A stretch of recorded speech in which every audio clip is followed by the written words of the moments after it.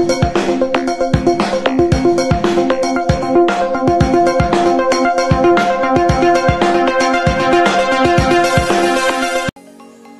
jumpa kembali. Semoga anak-anakku sehat-sehat selalu. Hari ini Selasa 4 Agustus 2020 kita akan belajar mata pelajaran agama yang akan diajarkan oleh Ibu Maria Agustus Rimbu SAG. Selamat belajar. Selamat berjumpa kembali anak-anakku dalam pelajaran kita hari ini, dalam pelajaran agama.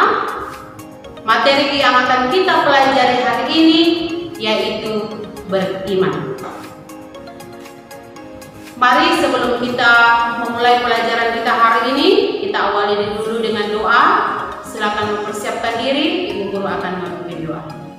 Marilah berdoa dalam nama Bapa dan Putra dan Roh Kudus. Amin. Allah Bapa yang Maha Baik, kami bersyukur dan berterima kasih kepadamu atas pemeliharaan dan penyertaan-Mu sepanjang malam tadi hingga pagi ini. Kami bersyukur bahwa Engkau senantiasa memberikan kami rahmat kesehatan sehingga kami boleh mengikuti pembelajaran hari ini meskipun lewat virtual, tapi kami percaya Engkau akan senantiasa menyertai dan menuntun kami semua. Berkatilah kami semua, semoga kami boleh memahami pelajaran kami hari ini dan kami boleh melaksanakannya dalam kehidupan kami setiap hari. Doa ini kami sampaikan kepadamu melalui pengantaran Yesus Kristus Tuhan kami yang hidup dan berkuasa kini dan sepanjang masa. Amin. Dalam nama Bapa dan Putra dan Roh Kudus. Amin. Anak-anakku yang baik, tujuan pembelajaran dalam materi beriman ini yang pertama, merumuskan makna hidup beriman berdasarkan pengalaman hidup yang telah dijalani. Yang kedua, menyebutkan aspek-aspek penting dalam hidup beriman. Yang ketiga, memberi contoh pengalaman mewujudkan iman dalam perbuatan sehari-hari. Dan yang keempat, menuliskan hal-hal yang dapat diubah dalam dirimu sehubungan dengan hidup beriman yang dijalani selama ini. Itu tujuan pembelajaran yang akan kita capai dalam materi ini. Pada pelajaran yang lalu, kita telah membahas tentang hidup beragama sebagai tanggapan manusia atas karya penyelamatan Allah. Dalam hidup beragama, yang pokok itu adalah sikap batin. Agama yang bersifat lahiriah dengan sendirinya menjadi formalisme dan kosong. Lalu bagaimana cara mewujudkan iman? Yang pertama, dalam keluarga. Iman diwujudkan dengan cara apa? Pertama, tidak melawan orang tua. Yang kedua, membantu orang tua. Yang ketiga, saling mencintai dalam keluarga. Yang kedua, cara mewujudkan iman di sekolah. Bagaimana cara mewujudkan iman di sekolah? Yang pertama, mengerjakan piket. Yang kedua, membantu guru. Yang ketiga, tidak melawan guru. Dan yang keempat, mendengarkan jika guru menjelaskan. Yang ketiga, dalam masyarakat.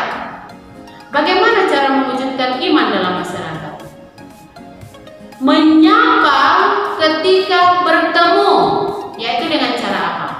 Memberi salam dan tersenyum. Jadi senyum, sapa, salam. Ketika kita memberikan sapaan, harus disertai dengan senyuman. Nah, anak-anak, ketika kita melaksanakan perbuatan-perbuatan iman itu dalam kehidupan kita sehari-hari, maka kita memperoleh yang namanya buah-buah iman atau buah-buah roh. Ada 9 buah-buah iman. Yang pertama, kasih. Yang kedua, sukacita. Yang ketiga, kebaikan.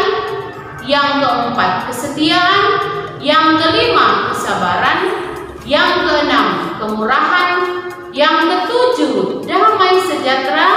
yang ke-8 penguasaan diri, dan yang ke-9 kelemah lembutan.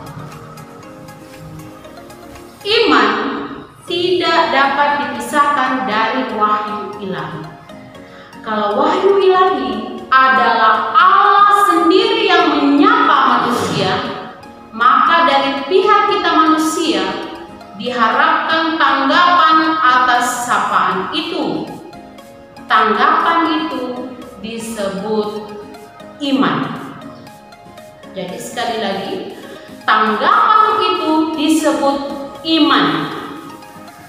Makna beriman adalah beriman itu tidak sekedar tahu atau percaya, tetapi berani melakukan apa yang kita ketahui dan dipercayai. Dengan kata lain, beriman kepada Allah berarti menyerahkan diri secara total kepada Allah. Penyerahan diri secara total itu muncul berdasarkan keyakinan bahwa Allah pasti akan memberikan dan melakukan yang terbaik bagi kita manusia. Yang dikehendaki oleh Allah semata-mata adalah keselamatan manusia. Sikap penyerahan diri secara total tersebut memungkinkan kita tidak tawar-menawar lagi, apalagi memaksakan kehendak sendiri. Kita tidak akan ragu-ragu lagi. Nah, anak-anak, orang dapat disebut benar-benar beriman bila ia sungguh-sungguh menghayati imannya dalam hidup sehari-hari. Karena jika iman itu tidak disertai perbuatan, maka iman itu adalah hakikatnya mati. Sebab iman bekerja sama dengan perbuatan-perbuatan, dan oleh perbuatan itu iman menjadi sempurna.